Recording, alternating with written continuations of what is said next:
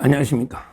이번 동영상은 금융감독원과 관련해서 금융감독원장 이찬진 변호사라고 있잖아요.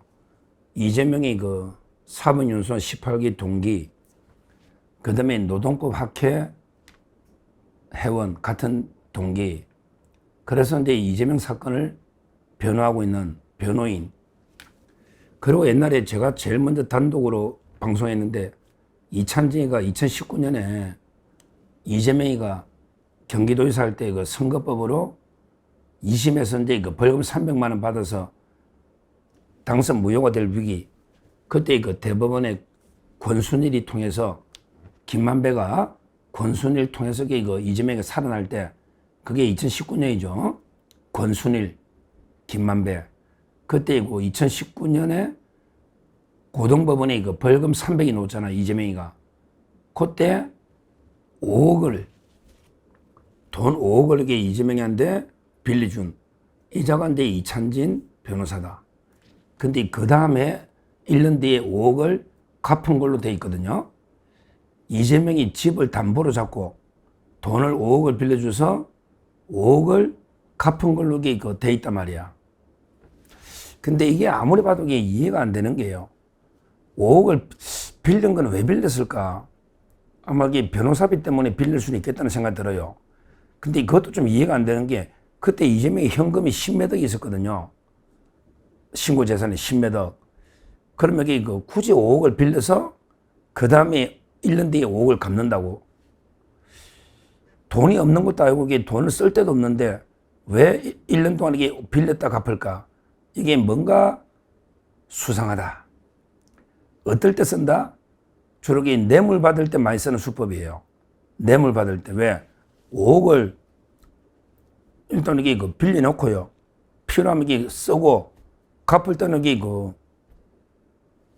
다른 돈으로 받아서, 뇌물 받아서 갚아주는 이런 이제 방법도 있고요. 하여튼 알리바이 돈, 왜 5억을 빌려서 그 다음에 아무 이유 없이 빌려서 갚았을까? 그 5억은, 갚을 때 5억은 어디서 났을까? 주로 돈 거래가 있을 때는 거의 뭐 뇌물이나 뭔가 이게 부정이 있다고 봐야 돼요. 그게 없으면 이게 그냥 순수하게 돈 거래를 할 이유가 없잖아. 그러니까 제가 왜 5억 빌렸냐? 이미 현금이 10매덕 있는데, 이 문제. 근데 어디서 썼으면 어디 썼냐? 두 번째. 그 다음에 세 번째, 무슨 돈으로 갚았냐? 이 세 가지를 밝히라. 제가 계속 왜? 그때 이재명이 장롱에서 현금이 한 3억 놓을 때입니다. 장롱에서 현금이 3억이 놓고 또 이게 예금이 한 10억이 넘는데 굳이 5억을 왜 빌렸냐? 빌려서 어디 썼냐? 그러면 이게 무슨 돈으로 갚았냐? 3대 의혹을 밝혀라. 이런 식으로 제가 이찬진 변호사하고 이재명 관계를 제가 제일 먼저 방송을 옛날에 몇 년 전에 벌써 했죠. 제 방송 보신 분들은 알 거예요. 근데 하여튼 이 이찬진이가요, 이자가 이재명하고는 같은 연수원 동기에, 그 다음에 같은 학회에, 그리고 같은 변호인에, 그 다음에 동거래까지 할 정도로 엄청나게 친하다. 이찬진은 민변의 부회장하고, 그 다음에 참여연대 집행위원장, 이자가 금감원장이 된 거예요. 금감원장이. 이번에 금융감독원장이. 이찬진이가. 금융 경험은 없어. 아무런 금융 경험도 없는데 왜 이재명의 변호인을 금감원장 시키느냐? 말이 많죠. 근데 첫째, 여기 충격적인 어제 단독 보도가 나왔습니다. 이찬진이가, 금감원장 이찬진이가, 와, 이게 재산신고를, 금감원은 지금 이게 공무원이 아니니까 재산신고를 안 했는데, 했는지 모르지. 그래도 다 신고할걸? 금감원장이 재산 다 등록할 겁니다. 근데 우리가 공개를 안 해서 이게 몰랐나? 어제 엄청난 보도가 TV조선에 단독 보도가 나왔다. 이찬진, 이자각이 공익, 변호사? 그거는 개뿔은 무슨 공익, 전부 공익 소송하고 우리는 돈 안 법니다. 이 전부 사기꾼들입니다. 이게 좌파들의 사기꾼들이에요. 공익 변호사는 무슨 공익 변호사? 하여튼 이찬지가요, 옛날에 구로공단 사건, 구로동 61년에요. 61년 우리 박정희 대통령이 아마 5.16 혁명할 때 그때쯤이에요. 박정희 대통령이 5.16 혁명할 때 그때 그 구룡단을 만들잖아. 구룡단을 만들면서 그 농지를 강제력에 수용한다고. 옛날에는 다 수용하지 돈이 없잖아 나라가. 싸게 그냥 거의 뭐 빼앗아 가다시피 수용하는 거 맞아요. 옛날에 그랬다고. 그러니까 근데 그때 구룡단 만든다고 이제 강제로 수용했는데 이거는 이제 2008년도에 2008년도면 누굽니까? 바로 이제 실제 뭐 과거사 노무현에서 이제 이명박 대통령 넘어갈 때 그때쯤이죠. 노무현 대통령에서 이명박 대통령 그때 과거사 정리위원회가 있었잖아요. 진실화해 기억나시죠?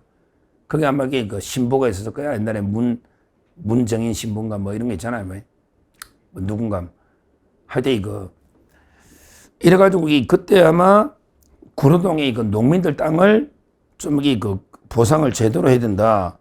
실제 재심을 공고한 거죠. 실제 그때 아마 국가배상 실제 농민하고 그때 유족들이 한 900 땅을 뺏기다시피 했으니까 한 900여 명이 소송을 해가지고요. 국가배상. 그래서 이제 5,450억 원을 받았다. 5,450억 원 받았다. 이때 이찬지가 제1합동법률사무소 그럴 거야. 제1합동법률사무소 로펌은 아니고 제가 알거든요. 거기 동료 변호사 한 명과 함께 대리가 수임료를 654억을 받았다. 그중에 이찬진 목만 392억 400억을 받았다. 근데 그게 어떻게 이렇게 가능했냐. 실제 아마 이제 피해자 단체에 900명이 있으니까 거기에 가가지고 전부 자동으로 실제 싹쓸이 수임 조항 모든 사건은 다 이찬진 법률사무소 맡기는 조건으로 피해자 단체에 뭐가 또 브로커가 들어갔겠죠. 그래서 이제 자동적으로 이제 이찬진한테 가는 피해자들이 단체에서 이런 데 기획 소송을 한 거죠. 브로커들이 들어가서 피해자를 다 모아서 우리가 알기에 그냥 비용 대가지고 우리가 알기에 재판회가 찾아줄 테니까 우리한테 좀 많이 주세요. 이래가지고 그냥 이게 뭐예요 654억을 받았다. 5,450억 중에 비용 빼고 엄청나게 챙긴 거죠. 이게 공익 소송한다는 좌파 변호사들의 민낯이다. 근데 이찬지가 이거 신고를 했나? 이게 나는 궁금해요. 이찬지 재산을 모르겠어. 아직은 이게 금감원이 민간기관이거든요. 금감원은 민간기관이에요. 근데 요거는 좀 이따가 제가 다시 말씀드리고 하여튼 중요한 첫째 쟁점. 금감원장으로 내정된 이재명의 가장 절친 이찬진이가 옛날에 이재명과 수상한 5억 원의 돈거래를 했다. 그러고 이번에 수임료로 400억을 챙겼다. 역 과정에 불법이 없었을까? 당연히 있지.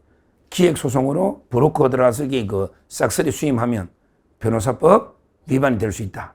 이걸 분명히 조사를 해야 됩니다. 철저하게 조사를 해야 돼. 400억. 이거는 기획소송 아니고는 안 되는 거예요. 자연스럽게 수임해서 될 수 있는 게 아니다. 철저하게 브로커에 의한 기획소송이 아닐까. 그러면 자금 흐름, 세금 얼마 냈고, 브로커한테 얼마 갖고, 이찬진은 얼마 받고, 이런 거 이렇게 철저하게 자금 흐름까지 수사를 해야 된다. 이 600 몇십억이 말도 안 되는 이야기입니다. 우리 피해자들을 기획 대리해서 이렇게 천문학적인 금액을 챙기는 이런 거는 철저한 조사가 필요하다. 이렇게 말씀을 첫째 드리고요. 자, 그 다음에 두 번째 금감원과 관련해서 두 번째 쟁점이요. 지금 이제 금감원 직원들이요. 상복 입고 지금 시위하고 이제 지금 난립니다. 상복이라는 게 이번에 왜 국회 국민의힘 의원들이 까만 양복이 까만 넥타이 상복 있잖아요. 지금 금감원이 여의도에 있잖아. 직원이 한 2,000명 정도 될 거예요. 지금은 이제 민간 기업이에요. 그래서 거기 변호사나 회계사가요. 한 절반 가까이 됩니다. 공인회계사나 변호사가 한 1,000명 가까이 될 거야. 전체 직원이 한 2,000명 돼. 근데 이번에 완전히 민간, 이번에 금융감독 체계를 완전히 뜯어곤치잖아. 이자들이 뭐 틈만 하면 법을 막 바꿔가지고 완전히 막 정부 조직을 여 갖다 붙이다 저 갖다 붙이다 지 맘대로 뜯어곤치고 있잖아. 제가 몇 번 방송했지 않습니까? 정부 조직법을. 근데 그때 제가 방송할 때 기재부 있잖아. 기획재정부를 쪼갠다고. 그래서 기획예산처를 총리실에 갖다 붙여. 기획예산처를 총리실에.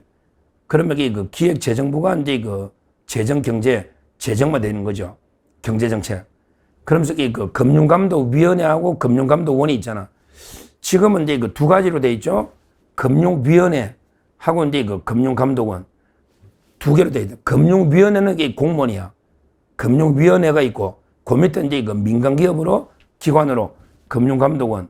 이래가 이게 두 단계로 그 금융규제를 하거든요.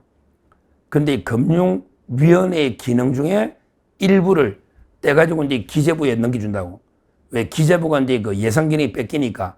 그래서 금융 정책 기능 일부를 다시 그 기재부에 넘겨주고, 그 다음에 기존의 금융위원회하고 금융감독원을 합병을 시켜버려요. 합병을 시킨다고.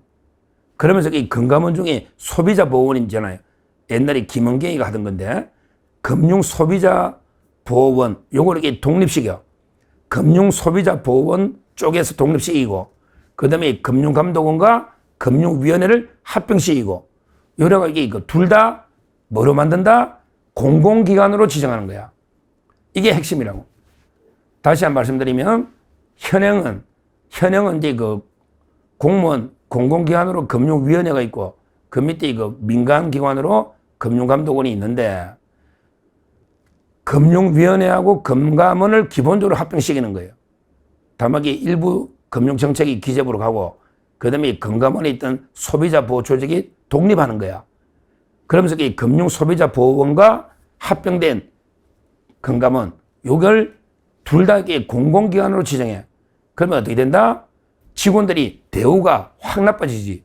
특히 그래서 변호사나 회계사들이 다 떠난대. 변호사나 회계사들이 지금은 민간기업이잖아, 금감원이. 그러니까 연봉이 예를 들어 연봉이 2억이다. 근데 이게 공공기관 지정돼 버리면 연봉이 확 줄겠지. 그러니까 그 우수 인력이 떠난다. 난립니다. 그러고 노조가 반대한다고 이제 상보 있고 시위라는. 그러니까 아무런 근거도 없이 막 여 갖다 붙이고 저 갖다 붙이고 뜯어원치고 이런 짓거리 하면 안 된다고. 우리가 항상 국가를 다스릴 때는 작은 생선을 굽는 것처럼 해야 된다. 이게 노자가 한 이야기거든요. 노자 장자할 때 중국의 도교 철학, 도가. 항상 그 작은 생선을 구울 때 함부로 이렇게 뒤집고 이러면 안 돼. 생선이 좀 익을 때까지 차분하게 기다렸다가 익으면 한번 뒤집고 요래서 조심조심 생선을 구워야지. 이래 뒤집었다 저래 뒤집었다 이런 식으로 하면 안 된단 말이야. 지금 이재명이 하는 짓이 이런 짓을 하고 있습니다. 하여튼 지금 우리 금융계가 난리다. 전체 그 금융감독원하고 금융위가 합치면서 공공기관이 되는 이게 지금 심각한 반발을 불러오고 있다. 조직 개편. 이 문제 하나만 말씀드리고, 더 심각한 거는 이런 금융감독원장 이찬진이가, 이재명이 가장 절친 이찬진이가 옛날에 이재명한테 5억을 주고 5억 받기는 받았나? 야, 이찬진 너 그때 400억 챙기가 이재명한테 그냥 한 5억 도와준 거 아니야? 너 받았냐? 한번 그 정명 한번 보자. 이상하잖아, 동거래가. 하여튼 이재명하고 이찬진 동거래도 밝혀야 되고, 특히 이찬진이가 어떻게 해서 수임을 해가지고 와, 또 654억, 그 중에 자기 몫이 392억, 400억을 챙긴. 그럼 재산 신고는 얼마 되는지 이것도 한번 따져봐야 되고, 이 문제는 철저하게 파헤쳐야 된다. 이게 바로 좌파의 민낯입니다. 옛날에 조국, 장하성, 김상조, 그 다음에 이찬진, 이런 좌파들의 민낯, 강남 좌파들, 정말 이게 부끄러운 이런 위선, 이걸 파헤쳐야 된다. 이렇게 말씀드립니다. 감사합니다.